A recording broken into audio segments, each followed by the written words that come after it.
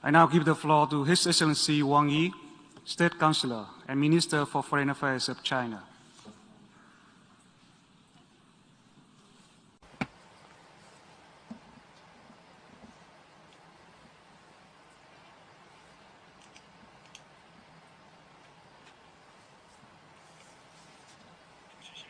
Mr. President, dear colleagues, we are at a time fraught with challenges. COVID-19 has kept resurfacing. Global security faces uncertainty. Global economic recovery is fragile and unsteady, and various risks and crises are emerging. The world has entered a new phase of turbulence and transformation. Changes unseen in a century are accelerating. But we are also at a time full of hope. The world continues to move toward multipolarity, economic globalization is deepening, and our societies are becoming increasingly digitalized and culturally diverse. Countries are becoming ever more interconnected and interdependent. Peace and development remain the underlying trend of our times. People's call for progress and cooperation is getting louder. How should we respond to the call of our times and ride the trend of history to build a community with a shared future for mankind? China's answer is firm and clear. First, we must uphold peace and oppose war. President Xi Jinping notes that peace, like air and sunshine, is hardly noticed when we are benefited from it, but none of us can live without it. Peace is crucial for our future, and it underpins common security of all countries. Turbulence and war can only open Pandora's box, and he who instigates a proxy war can easily get himself burned. Pursuing one's own absolute security can only undermine global strategic stability. We must address differences by peaceful means and resolve disputes through dialogue and consultation. Second, we must pursue development and eliminate poverty. Development holds the key to resolving difficult issues and delivering a happy life to our people. We should place development at the center of the international agenda, build international consensus on promoting development and upholding all countries' legitimate right to development. We should fostering new drivers for global development, forge a global development partnership, and see that everyone in every country benefits more from the fruits of development in a more equitable way. Third, we must remain open and oppose exclusion. President Xi pointed out that openness is the sure way to human prosperity and advancement. Protectionism can only boomerang, and decoupling and supply chain disruption will hurt everyone. We should stay true to openness and inclusiveness and tear down fences and barriers that hinder the free flow of factors of production. We should uphold the WTO-centered multilateral trading system and work for an open world economy. Fourth, we must seek cooperation and oppose confrontation. As we face a host of global challenges, our biggest strength will come from solidarity. Our best strategy is to stick together, and the only way forward is through win-win cooperation. It is natural that countries might have their differences and problems, but they should increase mutual understanding on the basis of equality and respect. We should engage in dialogue, consultation, and win-win cooperation, and reject conflict, coercion, and zero-sum game. We should jointly oppose group politics and bloc confrontation.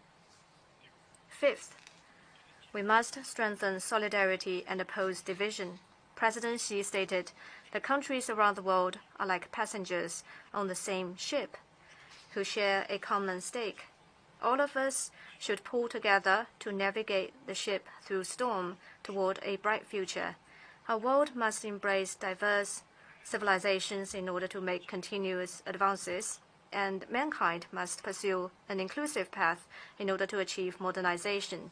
Peace, development, fairness, justice, democracy, and freedom are common values of humanity. Difference in system should not be used as an excuse to create division. Still less should democracy and human rights be used as tools or weapons to achieve political ends. We should stand against drawing ideological lines and expand common ground to promote world peace and development.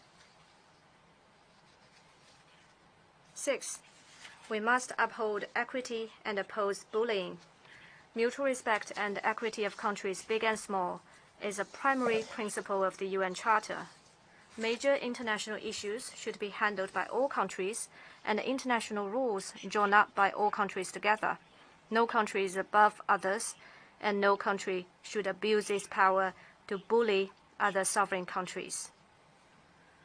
We should advocate and practice true multilateralism, promote equity of all countries in terms of rights, rules, and opportunities, and build a new type of international relations featuring mutual respect, equity, and justice, and win-win cooperation. Mr. President, colleagues, China, as a permanent member of the Security Council and the world's largest developing country, is committed to solidarity and cooperation with other countries. It will follow the trend of the times and pursue the shared interests of the vast majority of countries. China has been engaging in building global peace. We have actively promoted international peace and participated in international arms control, disarmament, and non-proliferation process. China is the top contributor of peacekeeping personnel among the P5, and it is the second largest founding contributor to both the UN and its peacekeeping operations. China is the only country in the world that pledges to keep to a path of peaceful development in its constitution. It is the only one among the 5 nuclear weapon states that is committed to no first use of nuclear weapons. It has thus made important contribution to global strategic stability. In response to the various security challenges, President Xi proposed the Global Security Initiative. He called on the international community to pursue common, comprehensive, cooperative, and sustainable security, to respect the sovereignty and territorial integrity of all countries, to abide by the purposes and principles of the UN Charter, to take the legitimate security concerns of all countries seriously, to peacefully resolve disputes through dialogue and consultation, and to maintain security in both traditional and non-traditional domains, thus contributing China's vision to reducing the peace deficit facing humanity and providing China's input to meeting global security challenges. China has been contributing to global development. We have worked to build a system of high-standard opening up and keep the global industrial and supply chains secure and stable. China is a major trading partner of over 130 countries and regions. Contributing about 30% of annual global growth, China is the biggest engine driving the global economy. China is a pace setter in implementing the 2030 Agenda. It has met the poverty reduction goal 10 years ahead of schedule and accounts for over 70% of the gains in global poverty reduction. China is also an active participant in global governance and South-South cooperation. It has set up the China UN Peace and Development Trust Fund and the Global Development and South-South Cooperation Fund. It has provided development aid to more than 160 countries in need and extended more debt service payments owed by developing countries than any other G20 member. At the 76th UNGA session, President Xi proposed the Global Development Initiative. Putting the people front and center, the GDI is a rallying call to refocus global attention on development and build a global community of development. At the recent high-level dialogue on global development, President Xi announced dozens of major concrete steps to implement the GDI, generating strong impetus for accelerating the implementation of the 2030 Agenda. On the margins of this UNGA session, China hosted a ministerial meeting of the Group of Friends of the GDI, building more consensus on pursuing this initiative. As China forges ahead its fast train of development will continue to drive global growth and deliver more benefits to people of all countries. China has been upholding the international order. We are committed to the purposes and principles of the UN Charter, the UN-centered international system, and the international order based on international law. China has been involved in multilateral affairs in all fields. It is a member of almost all universal intergovernmental organizations and a party to over 600 international conventions. It has concluded more than 27,000 bilateral treaties and fulfilled in good faith its international obligations. China abides by the Universal Declaration of Human Rights and has made relentless efforts to protect and strengthen its human rights. We stand firmly against attempts to politicize human rights and worked to promote healthy development of international human rights cooperation. As a member of the developing world, China will forever stand with other developing countries. We are heartened to see the rapid progress achieved by the developing world in recent years, and we will continue to speak up for other developing countries, help them overcome difficulties, and support efforts to raise the representation and say of developing countries in international affairs. Developing countries are no longer the silent majority in international and multilateral processes. With stronger solidarity, China and other developing countries have spoken out for justice and become a pillar of promoting development cooperation and safeguarding equity and justice. China has been providing public goods.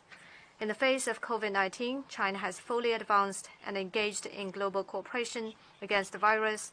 We have done our best to provide anti-COVID supplies and shared our practices on COVID response. China is among the first to promise making COVID vaccines a global public good and to support waiving intellectual property rights on the vaccines. China has provided over 2.2 billion doses of vaccines to more than 120 countries and international organizations. In response to tough challenges confronting global development, President Xi proposed to advance high-quality Belt and Road cooperation, an initiative widely endorsed by the international community. China has signed cooperation documents with 149 countries and 32 international organizations. We have set up the AIIB and the Silk Road Fund, thus building the broadest and most inclusive platforms for international cooperation.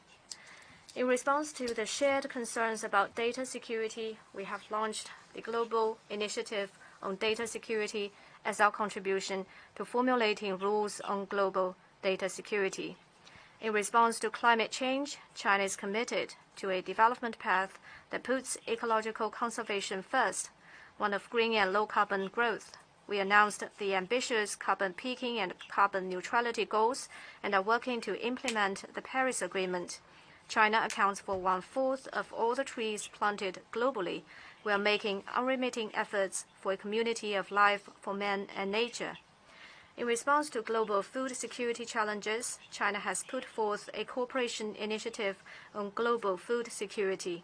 This year, we have provided over 15,000 tons of emergency humanitarian food assistance to other developing countries in need. China has been mediating hotspot issues. As a responsible major country, China has explored workable Chinese approaches to solving hotspot issues.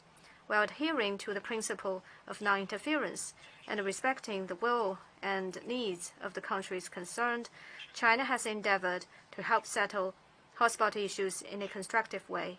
Our approach is to promote peace through talks, which is fair and pragmatic, and aims to address both the symptoms and root causes of hotspot issues. China supports all efforts conducive to the peaceful resolution of the Ukraine crisis. The pressing priority is to facilitate talks for peace. The fundamental solution is to address the legitimate security concerns of all parties and build a balanced, effective, and sustainable security architecture. We call on all parties concerned to keep the crisis from spilling over and protect the legitimate rights and interests of developing countries. The Palestinian question is at the heart of the Middle East issue. Justice is already late, but it must not be absent. The two-state solution is crucial for upholding fairness and justice. China will continue to support the Palestinian people in pursuing their just cause of restoring legitimate national rights. To resolve the Korean nuclear issue, it is important to address its root cause. We need to follow the dual-track approach and the principle of taking phased and synchronized steps and jointly uphold peace and stability on the peninsula and resolve the issue through dialogue and consultation. Afghanistan is in a critical transition from chaos to order. The right way forward is to put in place an inclusive political framework and adopt moderate policies. The goal should be to resume economic growth and improve people's lives, with fighting terrorism and integrating into the region being the priorities. A few countries have arbitrarily imposed unilateral sanctions, cut off development aid, and frozen lawful assets of other countries. This is an unacceptable practice that must be corrected. China firmly supports the Cuban people in their just struggle to defend their sovereignty and oppose external interference and blockade. The abuse of guns is becoming an increasingly serious problem across the world. China has decided to launch its domestic procedure to ratify the UN's Firearms Protocol, which will contribute to strengthening global cooperation on gun control and closing the security deficit. Mr. President, colleagues, since ancient times, Taiwan has been an inseparable part of China's territory. China's sovereignty and territorial integrity has never been severed, and the fact that the mainland and Taiwan belong to one and the same China has never changed. All of us Chinese have never ceased our efforts to realize reunification. It is explicitly stated in the Cairo Declaration and the Potsdam Proclamation issued 70-odd years ago that all the territories Japan has stolen from the Chinese, including Taiwan and the Penghu Islands, shall be restored to China. This is an important part of the post-war international order. 51 years ago, right in this August hall, the General Assembly adopted Resolution 2758 with an overwhelming majority, which decided to restore the lawful seat of the PRC in the UN and to expel the representatives of the Taiwan authorities from the place they had unlawfully occupied. The so-called dual representation proposal put forth by the US and a few others to keep Taiwan's seat became nothing but a piece of paper. Once and for all, Resolution 2758 resolved politically, legally, and procedurally the issue of the representation of the whole of China, including Taiwan, in the UN and international institutions. Now, it completely blocked any attempt by anyone or any country to create two Chinas or one China, one Taiwan. The One China principle has become a basic norm in international relations and a consensus of the international community. When entering into diplomatic relations with China, 181 countries all recognized and accepted that there is but one China in the world and Taiwan is a part of China, and that the PRC government is the sole legal government representing the whole of China.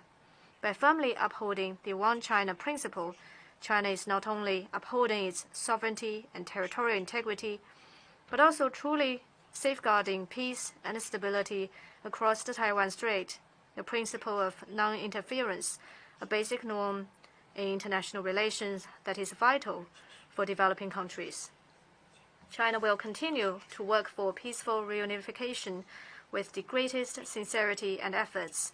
To realize this goal, we must combat Taiwan independence separatist activities with the firmest resolve and take the most forceful steps to repose external interference.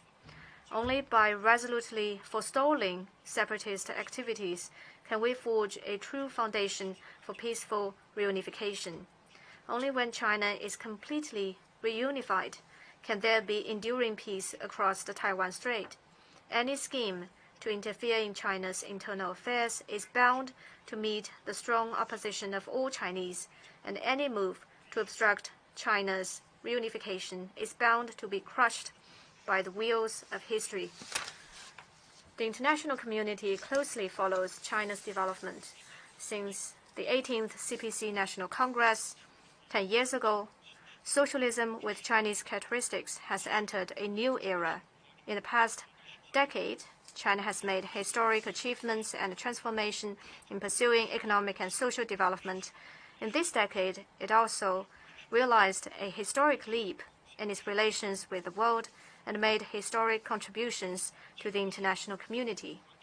China is fully implementing a new development philosophy of innovative, coordinated, green, and open development for all, and is pursuing high-quality development and fostering a new development paradigm.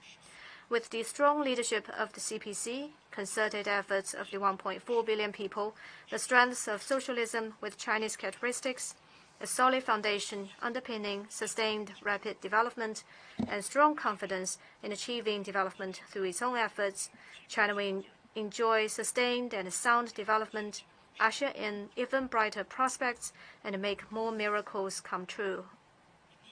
Mr. President, colleagues, with 1/5 of the global population, China's march toward modernization has important, far-reaching significance for the world.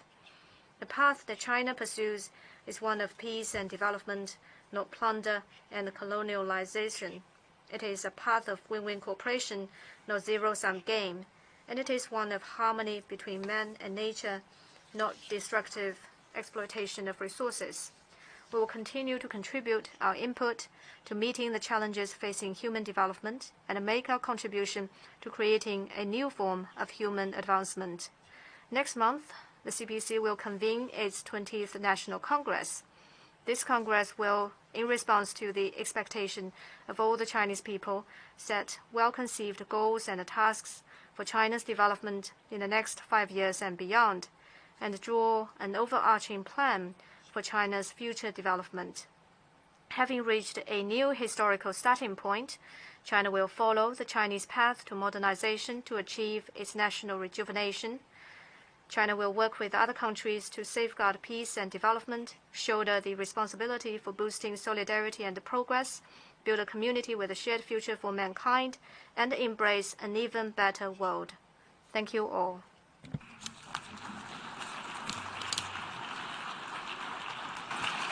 I thank the State Councilor and Minister for Foreign Affairs of China.